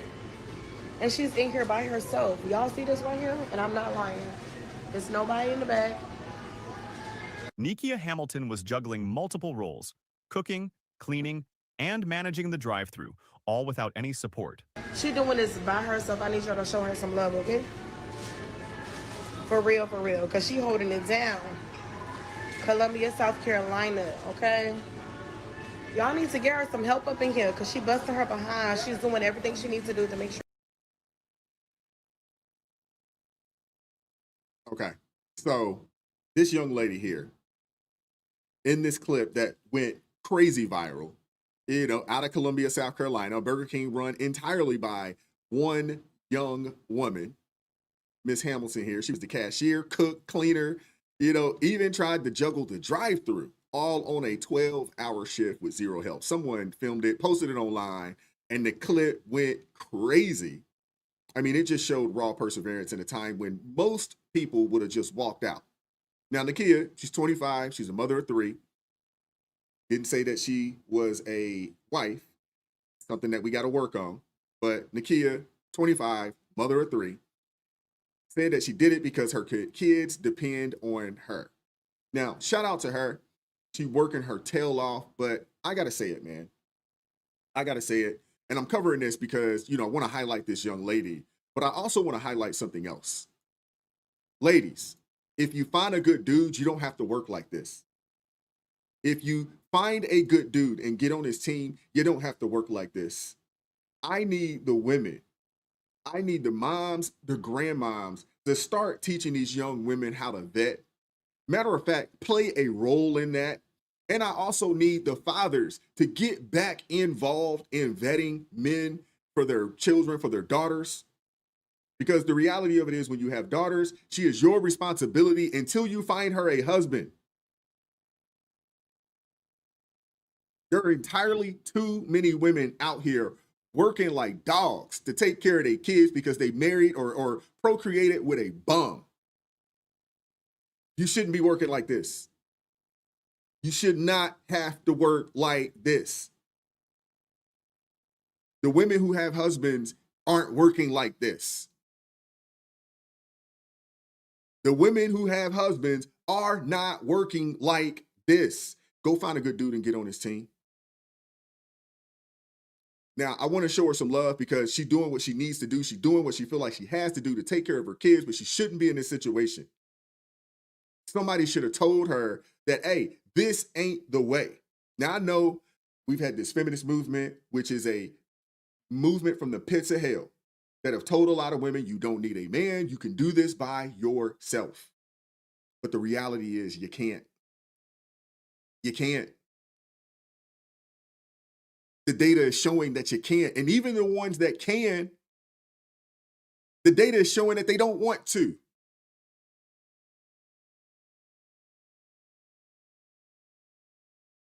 Why put yourself in that position? Go find a good dude and get on his team. Now, I don't say all this to denigrate this young lady because I want to show her some respect because she is doing a daggone thing. She made her bed, she laying in it. So I don't want to, I don't want to talk bad about young lady. She made her bed, she laying in it. You know what I'm saying? And she's doing what she feels like is necessary to provide for her family. But it doesn't have to be like this. It doesn't have to be like this. Back, a South Carolina mother went viral this summer for running a Columbia Burger King all by herself at times. Now, back in June, video of Nakia Hamilton doing every job imaginable went viral, and she was praised for her work ethic. Now she's going viral again after she was fired. Release Pimentel with our Sinclair sister station in Columbia spoke with Nakia and shares what she has to say. Evergreen fired me because I've been late because of my kids, but my kids come first. And now when y'all gonna watch my kids? Y'all don't pay for no babysitter, no nothing. Nakia Hamilton, crying tears of frustration, posting this video on TikTok earlier this month after being fired from Burger King on Broad River Road in Columbia. Hamilton went viral on social media in June for running the restaurant solo, working 12 hours plus, doing every job to provide for her 3 children. She says the company wrongfully fired her after she was on approved time off and was scheduled to work the day she was coming back. So I told them, I'm not gonna make it in time. I don't see how y'all schedule me at 12 knowing I'm leaving Charlotte at 11. And it take an hour and 30 minutes to get to work.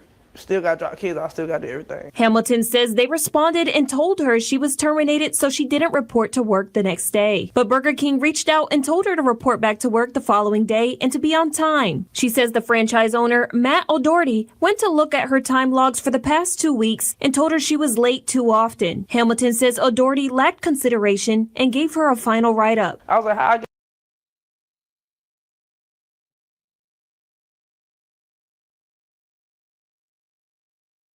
Okay. So whoever the person that owns this business, yeah, not a good person. This lady running this thing by herself. And this young lady was running this thing and keeping your business open by itself. Now, I understand the best availability or the best ability is availability. You know what I'm saying? So I understand that. I understand wanting a person to be on time. I get that. I get that. I do. And I don't want to condone, because I don't want you guys to think that, hey, I don't believe in being punctual, because I do. I mean, I was in the military. I was brought up that, hey, 15 minutes early, if you're not 15 minutes early, you're late. That's the clock that I run on. Okay? That's the clock that I run on. I got to be somewhere at 10. More times than not, I'm trying to be there at 9:45, sometimes a little earlier. That's just me. But according to the Burger King, they say that she was let go because of attendance issue. And that could be the case. I mean, she is a single mother with 3 children. Again, these are the type of stories that, one, we need to highlight, because I don't think that the person that owns the business showed the proper compassion. But there's something else to take from this as well, is that the need of each other. Because the reality of it is, it sounds like she has 3 kids. She's not getting any help from the dude or the dudes that she has these children by. It sounds like that. And a lot of women have this issue.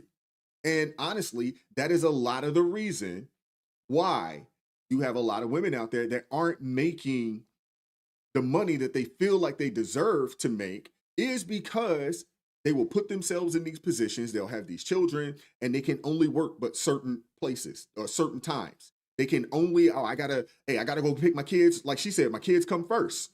I gotta be off work every day by 4:30 because I gotta go pick my kids up, from daycare. All these different things, right? And that is a lot of the reason why you have a lot of women suffering when it comes to their position and making money and things of that nature, because if you are a single mother, it does put you at an advantage in every shape, way, form of fashion. Now, Dr. Kyla said that maybe she is a widow. Maybe, but the percentages say no, because only 26% of Black women are married. So the percentages are actually against her in this. 3 out of 4 Black women are not married. She could be. She could be. Hold up. Super chats real quick. All right. Eric Smith says, with the $5 super chat, appreciate you. Maybe that's something to discuss someday, is father wounds. I know many people with father wounds, and it subliminally leads to all kinds of issues. Yeah, it does. Shout out to Dr. Kylie with the $2 super chat. Says she could be a widow. I just addressed that. She could be. She could be. But again, 75% of Black women are not married in this country. 77% of children are born out of wedlock. Only 26% of Black women are married in the United States of America. That's just the data. Don't shoot the messenger. That's just the data. So Dr. Kyla, that could be. But if I'm looking at the percentages, I like the odds of the 74% odds in my favor to think that she hasn't been married. These children are, out of wedlock births. That would be my guess. If I was a betting man, and I don't gamble like that anymore, but if I was a betting man, you know what I'm saying? I would bet on the other end of that.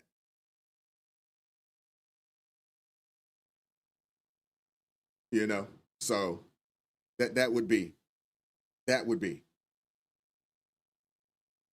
I think when you think about with white women, I think somebody's like, how many white women aren't married? I think that number is higher. When you think about the white population, their marriage rates are right at about 50% or so. And the most married people in the country are Asian folks, Indians and Asians. They're the most married people in the country. You know what I'm saying? So, yeah. The marriage rates, for white people in America, yeah, it's right at about 50%, somewhere in that range. Might be a little more than that, 50 plus percent. It's not over 60 though. You know what I'm saying? Thank you, Star Seed with the $5 super chat says, glad to catch the live. Thank you very much. Appreciate you supporting the channel. Yeah, Dr. Kyla. Yeah, she said, I get it. Stat's not in her favor. I work hard not to be the stat. I appreciate that. We appreciate that. And I'm sure, I'm not going to say you live in a soft life, but based off of our conversations, it sounds like your life is pretty soft because you chose a good dude. And he's handling business, and I'm sure he enjoys taking care of you. I'm sure of that, just based off, of our interaction. Divorce rates are high, period. You know what I'm saying? Divorce rates are high. They are. But, you got to get married before you can get divorced. Just saying.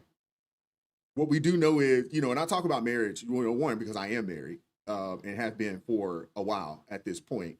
And, I talk about it because what we do know is that getting married is one of the, and the person that you marry, I don't want to say getting married. The person that you marry is hands down the biggest decision that you're going to make in your life, the most important decision that you're going to make in your life. And I know there are some people out there that can be chameleons and things of that nature, but when you look at the data, and I just like to look at the data, You know what I'm saying? I wasn't a math major, but I like to look at the data. I like to look at the data. And the data says that the wealthiest people in our country are married folks. That's what the data says. The data says that the wealthiest people, the highest household incomes in America are for married people, because 2 is better than 1. And that includes even in a situation to where the wife doesn't work. If husband work and wife is a stay-at-home mom or stay-at-home wife, whatever you want to call it, even then the household income is still higher than single-parent-led households. That's what the data says. Now y'all want to tell me, the CDC data that's not true? Or you want to tell me that the census is not true? Okay. All I'm going off of is the data that is presented to us. I went and looked it up my daggone self.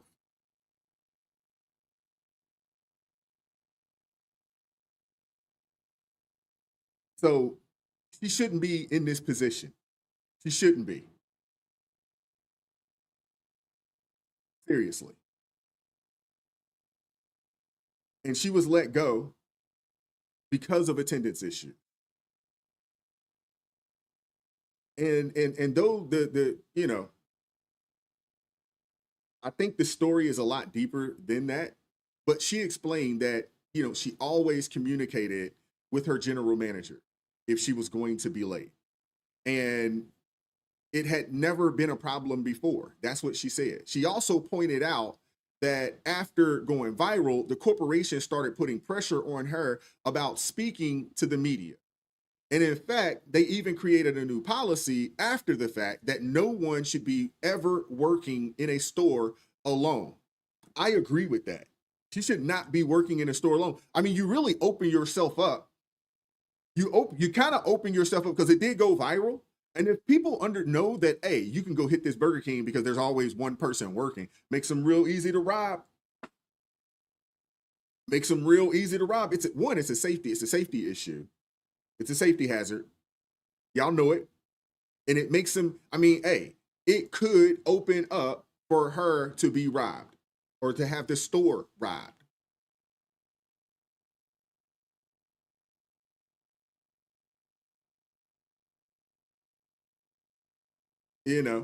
But Burger King corporate, they did put out there and said that, hey, no one should be working in the store alone. And that some people would say that, hey, they only put that out there to cover up the embarrassment, because the video did go viral to show that, hey, they only had the one person working in there. That could have been the case. But some of it could have been, from corporate to say, hey, man, we can't have a situation where one person is in here working. And it opens us up to all types of issues and shenanigans. Just saying. Get a final written warning when I never got wrote up or got in trouble with the company. Hamilton says she always communicated with her GM when she was going to be late, and says she always was okay with it because she's a single mom and a hard worker. Hamilton says Burger King and Old Doherty used. Angela's asked, I'm confused, who opened the store for her to get in? Maybe she opened the store. I mean, they say she worked a 12-hour shift, so maybe she opened the store at, I don't know what time Burger King's open because I don't eat Burger King like that, but I'm assuming they probably open at 5:30, 6 o'clock. So maybe she opened the store. Absence issues as a way to get rid of her. He was like, you caused the controversy, you caused too much problems for the job, you knew not to work by yourself. They literally, 2 weeks after everything went down, they literally made a whole contract after everything went down about being in the store by herself. She says since she's gone viral, Burger King has been threatening to fire her for speaking to the media about her solo shifts, but says they never provided help or extra crew members for her. Watch Fox News reached out to Burger King about the termination. In a statement, a Burger King spokesperson saying, quote, terminations are the decision of the franchisees who own and operate the BK restaurant. In this situation, the franchise confirmed the individual involved is no longer employed due to repeated attendance issues. Burger King says no one should work alone and they're disappointed their policy wasn't followed. Hamilton says she's planning to sue the company. I feel like that's emotional distress. That y'all neglected me at the job for 2 days and you saying that I put Burger King responded and said I put the job in danger. I was a liability. But how, if y'all knew I was in the store by myself for 2 days and I notified my higher ups, and the man that was over the district manager, he told them, well, that's sad to hear that. And he still let me run the store. And that was Bralise Pimentel reporting. Franchise owner Matt O'Doherty told our sister station that Nakia chose to resign after a pending investigation. However, in an official statement, Burger King corporate told us Nakia was terminated for attendance issues. Yeah, somebody is covering their behinds. But yeah, I do agree. Can we get a GoFundMe set up for this young lady? I don't know if it has happened already. I haven't seen it, but yeah, she needs a GoFundMe set up for her. We need to raise some paper for her and them babies. Seriously. I don't know if anybody's done it yet, but it needs to happen. But hey, the young lady, she could have had attendance issues. She even said that she had attendance issues. So I don't even want to say she could have had. She had some attendance issues. She said it because her kids, right? She's got 3 babies, you know, and hey, a lot of times, if those of you guys that know, hey, the kids can cause you to be behind. Lord knows there's been plenty of times, you know, with the boys, they done forgot shoes at the house. Dad, we got to turn around. Or I left my book bag at the house. Oh, you know, so I just started asking before we get in this car and roll out, I got to go down a checklist. My sister gets mad at my nephew all the time because they'll get all the way to the field. He plays soccer, get all the way to the field. He's like, Mom, I left my cleats. You're like, you got to be kidding me. She'd be going off. But I'm like, you should have just asked, hey, because you know he does it. You know these kids absent-minded. You know what I'm saying? Instead of going off, just have a checklist. You got your bag, you got your cleats, you know what I'm saying? Just go down the list to make sure. So you could just save yourself the heartache of going off because you done got all the way to this field. You know what I'm saying? And he realized like, oh, snaps, I left. And the thing is, he probably realized it halfway, but was afraid to tell you. You know how these kids are, man. You know, but yeah, kids, they get sick they just wake up and you're like, what in the world? What's wrong with you? So things happen. Things happen. But I got to say this about Burger King, man. I tell you what, somebody's on the CYA. You know, Burger King, they wanted her up out of there because the story embarrassed the store. I think that's what it is. And they found a reason to let her go. And the thing is, I don't know if she could get a lawyer and do a wrongful termination because maybe they have, and she was on camera saying that she's been late. That's the problem. Had she not got on camera and said, yeah, I've been late a few times because of my kids and my kids come first, somebody needed to talk to her and say, hey, man, don't answer any questions and don't take this interview or take the interview, but they start asking you about work, things that can incriminate you. Don't answer those questions and got our lawyer for wrongful termination. They probably would have settled it with her to get up out of here, but I don't know if they've created a GoFundMe, but yeah, create a GoFundMe for this young lady. But the thing is that this isn't new stuff when it comes to these corporations. You know, time and time again, when fast food workers make headlines for for being a hero or their dedication, corporate thanks them, for the publicity. And then shortly after, they do get fired in some shape, way, form, or fashion. And whether the lady was late, you know what I'm saying, or not, it misses the point. Burger King wouldn't have even been open without this young lady. They would have had to close it down. I mean, this is a mother of 3 who called the job a gift from God, who worked double shifts instead of going back down the wrong path. Hey, she easily could have been on the Section 8 system. She easily could have done that. But she's choosing to work for hers. She's choosing, and it should be rewarded. Should be rewarded. But unfortunately, whoever owns the franchise there, man, they don't have any compassion. And they repaid this young lady's hard work and dedication to their store by basically just tossing her aside. I mean, it's moments like this that really make people say, like, why even go back to work? You know what I'm saying? Because, corporate America profits off of frontline worker sacrifices and then cuts them loose, when it's inconvenient for them. But her story also proves the opposite. People do want to work. They want to provide for their families. They want to build. It does prove that. She probably is receiving some form of assistance. I'm not saying that she's not, maybe on. I mean, I would assume that maybe she's not on Section 8 because if she's working those types of shifts, she's probably making too much money to be on Section 8. But she could be on, SNAP benefits and things of that nature. And the thing is that these kind of people, I don't necessarily have a problem helping. This is a young lady working to take care of hers. She's probably coming up short on a month-to-month basis. I don't see any problem helping those people. It's the people that choose not to do anything that I have a problem with. There are people out there that want to work, that want to provide, they want to build, they want to take care of their families. She knows she made those kids and she wants to take care of those kids. I can respect this young lady. She deserves support, not a punishment. And Burger King, they may have embarrassed itself, but they embarrassed themselves even more by doing what they did. Even more by doing what they did. Because I'm for certain somebody is going to hire this young lady because, finding people with strong work ethics these days, tough. There are a lot of lazy people out there. So finding folks with a strong work ethic, man, tough. Hard to do these days. There's some folks out there, they want to work, but work ethic is piss poor. Seriously. But hopefully there is an employer out there that sees this, and gives this lady an opportunity and don't see her as a liability, but they see her as an asset. Because she has potential. I can see it. She has potential. She does.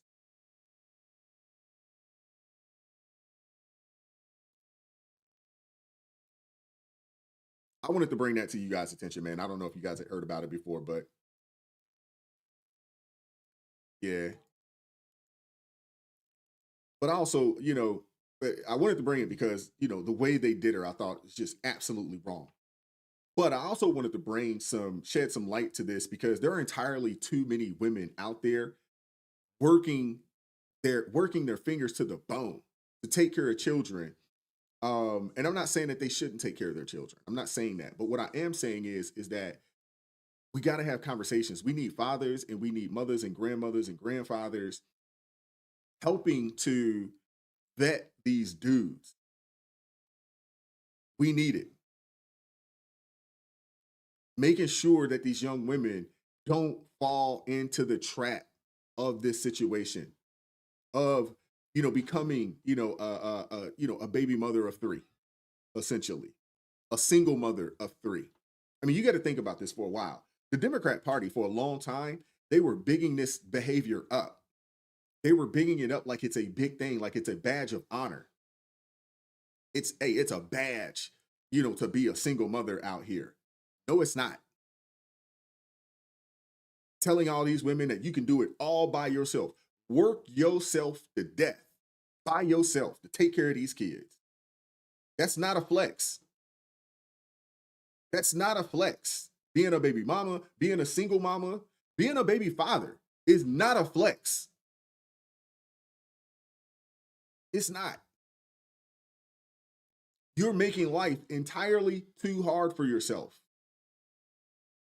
And the reality of it is this: you got all these people with these buzzwords, generational wealth, and we're trying to, stack the bread and make all this money and this, that, and the third. I promise you, when the family court system is in your paycheck, hard to build some generational wealth like that. When you got 4 kids by 4 different dudes, hard to build generational wealth like that. When you got 4 kids by 4 different women, hard to build generational wealth like that.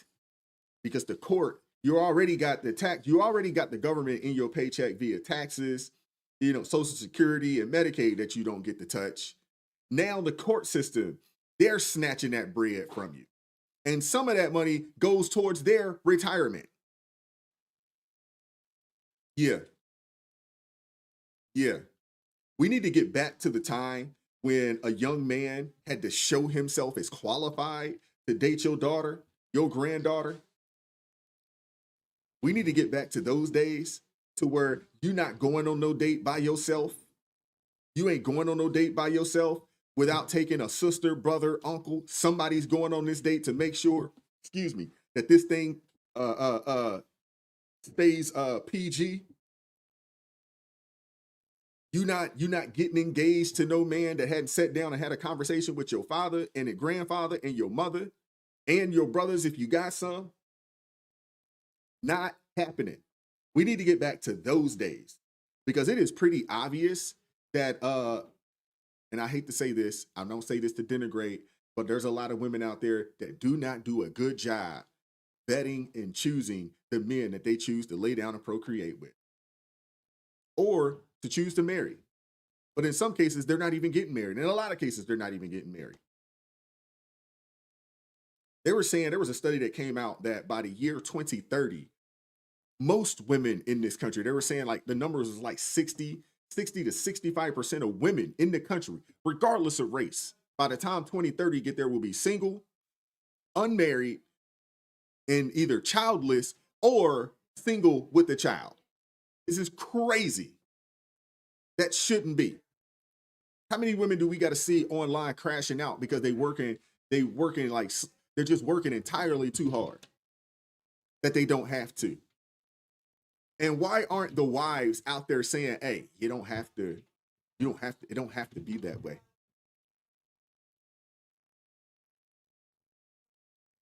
It don't have to be that way. My mom still works to this day. She chills. She works at the house. Got a really chill job. My pops worked like crazy. Made really good money. You know what I'm saying? And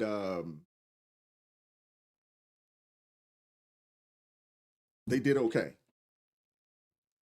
But the stress wasn't there of, I got to do all of this by myself. And if it is a situation where someone has to have the stress of making sure everything moves the way it's supposed to move financially, put that stress on man's shoulders. That's why we got broad shoulders and big backs. It's supposed to be on our shoulders. Seaberger, I agree with you. We also need to be teaching these young girls how to treat the men, how to treat these boys. Absolutely. I agree with you. You get no argument from me. I mean, there needs to be training all the way around. The young men, they need to be taught what it means and what it looks like to get up and take your butt to work on the day-to-day, even on the days that you don't feel like it. Seriously.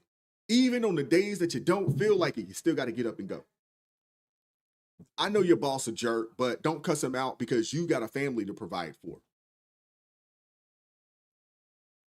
Know that, hey, the job is the job, but I'm going to go home to some people that love me.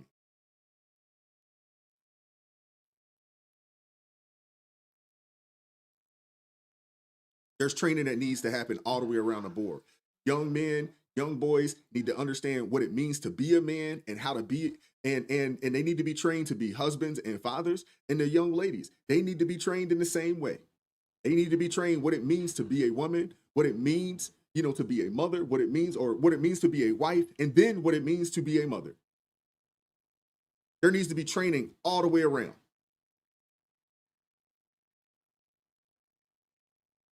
Yeah, there's a lot of males out there, not a lot of strong men. Yeah, I would agree with you on that. You get no pushback from me on that. But we're going to get up out of there. We're going to get up out of here today. Appreciate you guys pulling up, man. I hope you guys enjoyed the show. My apologies for going on a tangent, but, I'm really passionate about these things, man, because I'm tired of seeing people throw their lives away or work harder than what they actually have to work. Seriously. I'm tired of it. I'm tired of seeing it.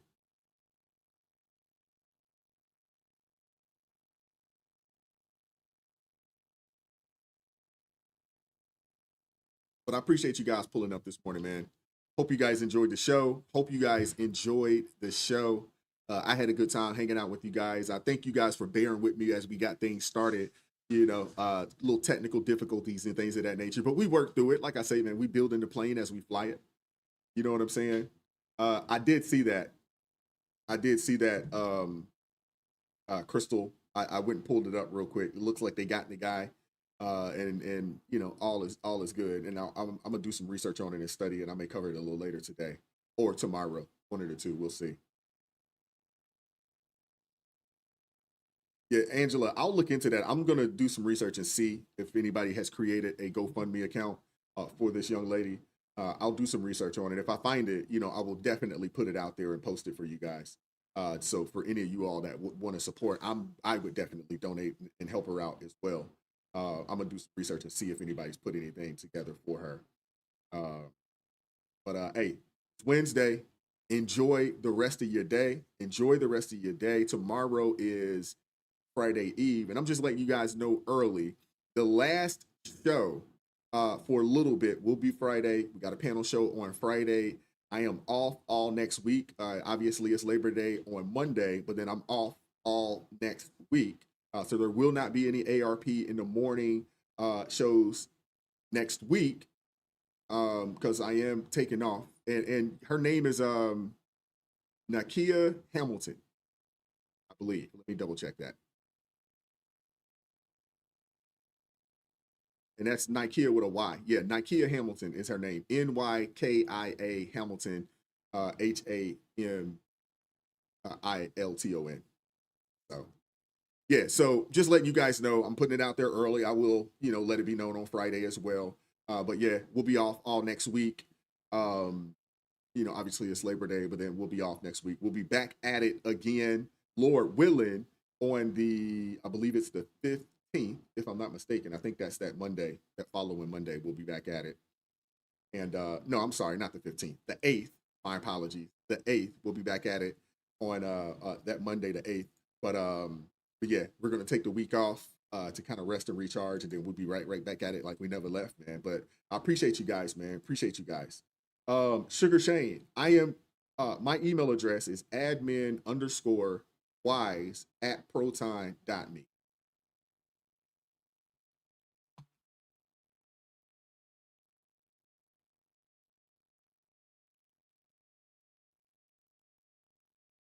There you go. I just put it in the chat real quick for you. So shoot me an email. All right, man. Appreciate you guys, man. Hey, stay safe out there, man. Keep God first. Stay prayed up. We'll catch up with you all tomorrow, Lord willing, 9:30 Eastern Standard Time for ARP in the morning, man. Appreciate you guys, man. God bless you all. Take care, man. We won't stop. I won't quit. Stand for the truth. No counterfeit. Real ones rise. Let the fake ones split. Repent for the lies. Let the darkness live.